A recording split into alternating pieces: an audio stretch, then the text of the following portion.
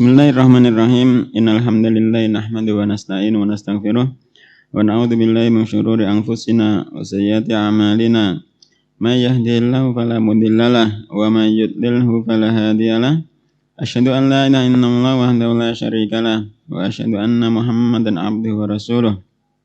Ya ayyuhan nasu taqu rabbakum alladzi khalaqakum min nafsin wahidah wa khalaqa minha zawjaha wa batha minhuma rijalan katsiran wa nisaa'an wattaqullaha alladzi tasaaluna bihi wal arham innallaha kana 'alaikum raqiba.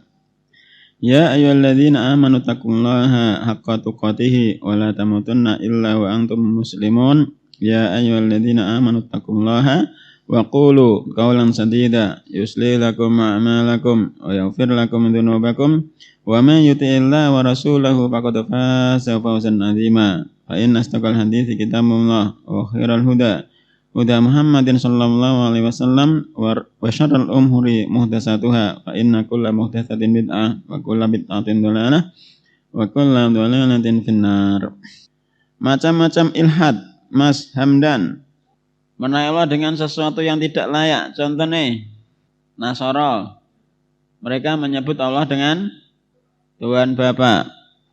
Dan yang kedua, menamai patung-patung dari pecahan, menghilangkan husna.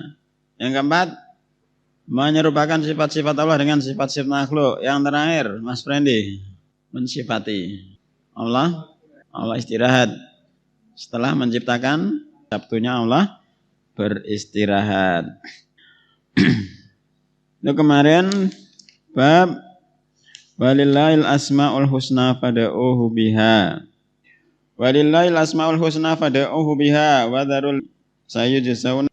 Kemudian inna lillahi tis'atan wa tis'ina isman wa man ahsaha dakhalal jannah. Sesungguhnya Allah memiliki 99 nama. Siapa yang menghitungnya dia akan masuk surga. Apa makna ahsaha? Jadi menghitung lafaz-lafaz dan lafaz-lafaznya. Yang kedua, memahami makna-makna dari nama-nama Allah tersebut. Yang terakhir, yang ketiga, menggunakan ta'abud nama-nama tersebut untuk beribadah kepada Allah. Kemudian bab selanjutnya, kata mu'allif rahimahullah ta'ala, babun la yuqalu assalamu ala Allah. Bab tidak boleh diucapkan, tidak boleh mengucapkan assalamu ala Allah, semoga keselamatan atas Allah. Tidak boleh mengucapkan, tidak boleh diucapkan semoga keselamatan atas Allah. Fi sahih an Ibnu Mas'udin radhiyallahu anhu, dalam kitab As-Sahih dari Abdullah Ibnu Mas'ud radhiyallahu anhu qala, beliau berkata, kunna idza kunna ma'a Rasulillah sallallahu alaihi wasallam fi shalah. Semula jika kami bersama Rasulullah alaihi wasallam fi salat, dalam salat, qulna, kami mengatakan assalamu alallahi min ibadihi, semoga keselamatan atas Allah, min ibadihi, dari hamba-hambanya. Assalamu ala fulanin wa fulanin, semoga keselamatan atas fulan dan fulan. Faqala Nabi alaihi salatu wasallam la taqulu. Nabi alaihi salatu wasallam berkata, la taqulu, janganlah kalian mengucapkan assalamu ala Allah, semoga keselamatan atas Allah, fa innallaha wa assalam, karena sesungguhnya Allah adalah assalam. Jadi hubungan bab ini dengan bab sebelumnya, bab tentang walillahil asmaul husna. Bab tentang hubungan bab ini dengan bab sebelumnya. Bab sebelumnya itu menetapkan tentang nama-nama Allah yang husna, yang terkandung di dalamnya sifat-sifat Allah. Sedangkan bab ini kandungannya adalah selamatnya sifat-sifat Allah dari semua kekurangan. Jadi bab yang ini tentang selamanya sifat-sifat Allah dari semua kekurangan. Assalam maknanya, yang pertama itu at-tahiyah, penghormatan. Yang kedua, yang pertama at-tahiyah, penghormatan. Yang kedua, selamat dari kekurangan dan kerusakan. dan atau penyakit. Yang ketiga, assalam satu nama dari nama Allah. Jadi kalau kita mengucapkan assalamualaikum, maknanya adalah pengkhabaran yang dimaukan dengannya itu adalah suatu doa. Assalamualaikum, yakni as'alullah ayusallimaka tasliman. Aku meminta kepada Allah semoga menyelamatkan engkau dengan sebenar-benar keselamatan. Itu adalah suatu doa. Dan dengan sebab salam bisa menghantarkan seseorang masuk surga. Nabi SAW mengatakan bersabda, la tadkhulul jannah hatta tu'minu wa la tu'minu hatta tahabu. Afala adullukum ala syai'in idza fa'altum tahabbtum, atau kama qala Nabi SAW. Kalian tidak akan beriman sampai kalian itu beriman. Kalian tidak akan masuk surga, kalian tidak akan masuk surga sampai kalian beriman. Dan kalian tidak akan beriman sampai kalian saling mencintai.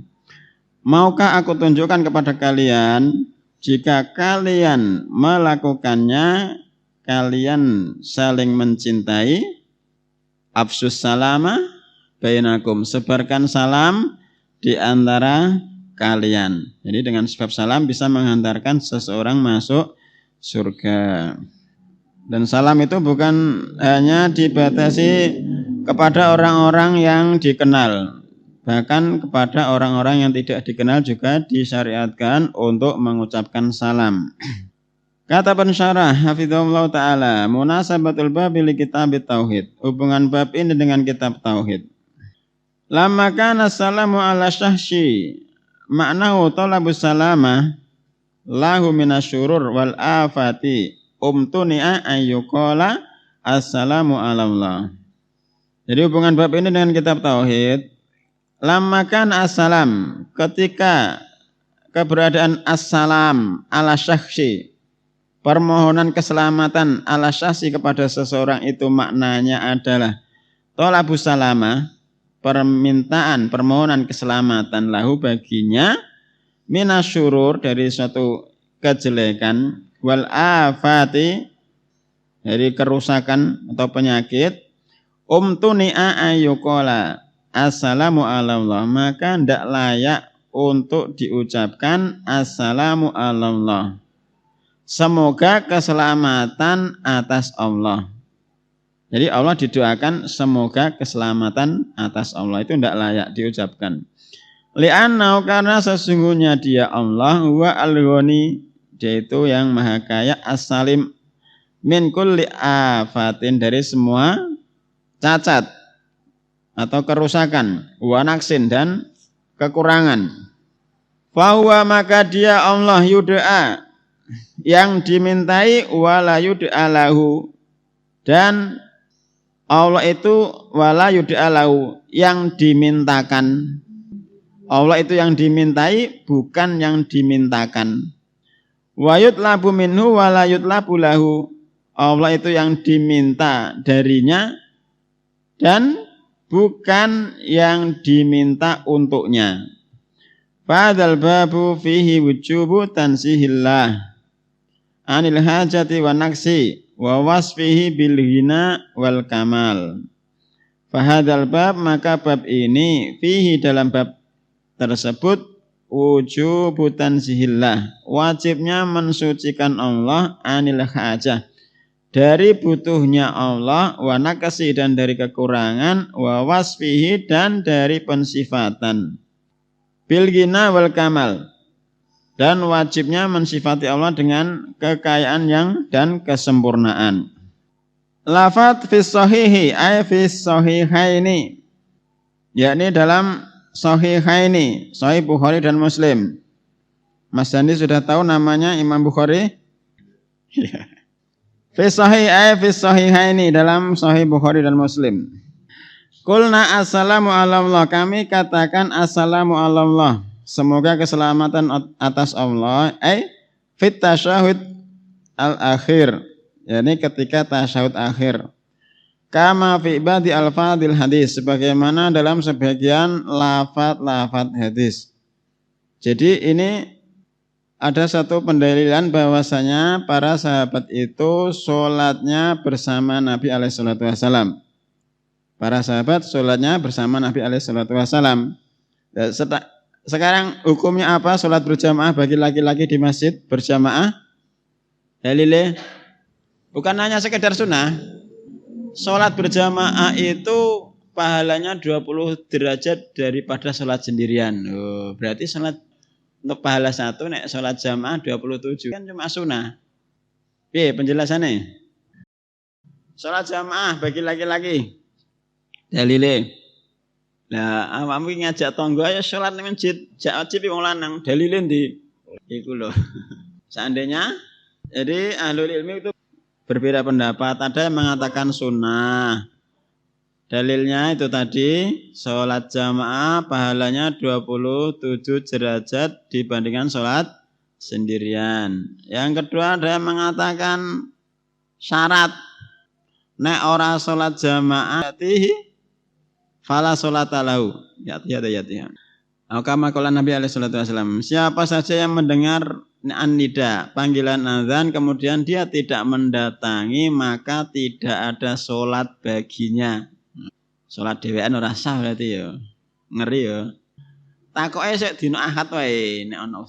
Takokno liyane wae. Kemudian yang ketiga, ahlul ilmi berpendapat sholat jamaah itu dalilnya diantaranya untuk membakar, dan juga dalil yang lain ketika ada seorang yang buta datang kepada Nabi pengennya meminta rukhsah keringanan. Apakah dia mendapatkan keringanan sholat jamaah? Mulanya pada sholat di rumah. Kemudian ketika laki-laki tersebut berpaling, Nabi bertanya, asamita an-nidaa? Apakah engkau mendengar suara azan? Naam. Kemudian dia jawab, iya. Kalau begitu penuhi panggilan azan tersebut. Jadi dalam hadis tersebut Nabi SAW memerintahkan seseorang yang buta untuk tetap mendatangi sholat. Wallahu ta'ala alam. Jadi terserah milih sing ndi, sing wajib, sing syarat atau sing fardu kifayah. Allah alam. La taqulu assalamu alallah. Janganlah kalian mengucapkan semoga Allah. Hadza nahyun min sallallahu alaihi wasallam. Ini adalah sallallahu alaihi wasallam anit taslim alallah. Tas Allah. Fa inna Allah huwa assalam, karena sesungguhnya dia Allah adalah assalam. Ta'lilun lin nahyi. Apa? Taklil. Alasan yang disebutkan Nabi alaihi salatu wasallam dari larangan tersebut. Bi anna salama min asma'i subhanahu. Sesungguhnya assalam min asma'ihi, dari nama-nama Allah Subhanahu wa taala. Fa huwa ghaniyun, maka dia Allah ghaniyun, maha kaya, an ayu sallama alaihi, untuk dimintakan keselamatan. Oleh itu maha kaya, tidak perlu untuk dimintakan keselamatan.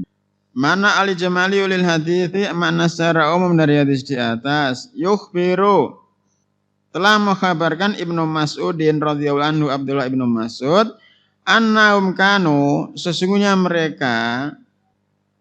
keberadaan mereka para sahabat Nabi sallallahu alaihi wasallam, yusallimuna ala Allah, memintakan keselamatan atas Allah. Fanahahumun Nabi alaihi salatu wasallam, maka Nabi alaihi salatu wasallam melarang mereka andalika, dari yang demikian itu. Wa bayana, dan beliau alaihi salatu wasallam menjelaskan lahum, bagi mereka, anna dzalika, sesungguhnya yang demikian itu la yaliqu billah, tidak layak untuk Allah. Li'annahu, karena sesungguhnya dia huwa assalam, Allah sendiri itu adalah assalam, wa minhu assalam, fala yaliqu bihi, maka tidak layak bagi Allah ayu sallama alaihi, untuk dimintakan keselamatan atasnya, atas Allah. Bal walladhi yusallimu ala ibadihi wa yusallimuhum minal afati, bahkan walladhi, dialah Allah, alladhi yusallimu ala ibadihi, zat yang menyelamatkan atas hamba-hambanya wa yusallimuhum minal afati dan yang menyelamatkan hamba-hambanya dari kerusakan, dari cacat atau dari penyakit. Munasabatul hadis lil bab, hubungan bab dengan hadis hubungan hadis dengan bab anna fihi, sesungguhnya dalam hadis tersebut an-nahya adalah larangan ayyuqala dari mengucapkan assalamu alallah. Mengucapkan assalamu alallah. Semoga keselamatan atas Allah. Ma yustafadu minal hadithi, apa yang diambil faedah dari hadis di atas? Yang pertama, annahyu anis salam alallah. Larangan dari assalamu alallah. Ucapan semoga keselamatan atas Allah. Yang kedua, annas salama min asma'i subhanahu. Sesungguhnya assalam termasuk nama-nama Allah. Yang ketiga, taklimul jahil, mengajari seseorang yang bodoh.